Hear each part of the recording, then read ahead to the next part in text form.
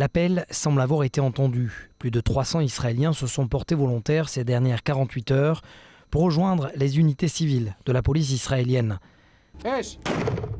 Face à la multiplication d'attentats à Jérusalem, ces citoyens sont venus en masse renouveler leur permis de port d'armes. Je pense que les gens armés, au-delà du fait qu'ils doivent s'en servir pour protéger les autres en cas d'attaque, doivent se sentir presque obligés d'aider la police, surtout en ce moment.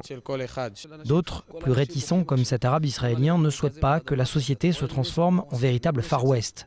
Les armes à feu, c'est mal. Je ne les aime pas.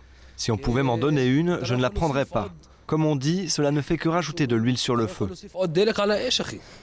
Est-ce pour autant le cas en Israël? Car contrairement aux États-Unis où le second amendement est un droit donné aux citoyens, les règles en vigueur en Israël sont plus sévères.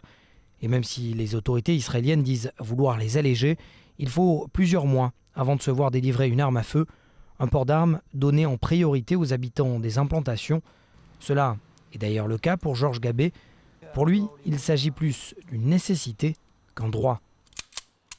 C'est devenu une nécessité parce qu'on a eu peur. J'ai pris un autobus, on a pris des pierres il y a quelques mois de ça. Les gens qui, comme moi, décident de prendre une arme, c'est pour se protéger. Ils ont décidé d'avoir une arme pour se protéger eux, protéger leur environnement et les gens proches.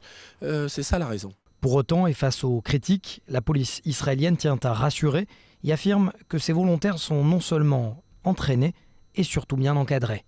Il n'y a pas ici de Far West. Tout est sous contrôle par nos différentes unités. Et utiliser ces volontaires comme moyen d'améliorer notre sécurité, c'est quelque chose qui a été fait dans le passé et continuera d'être fait en fonction de la nécessité du terrain.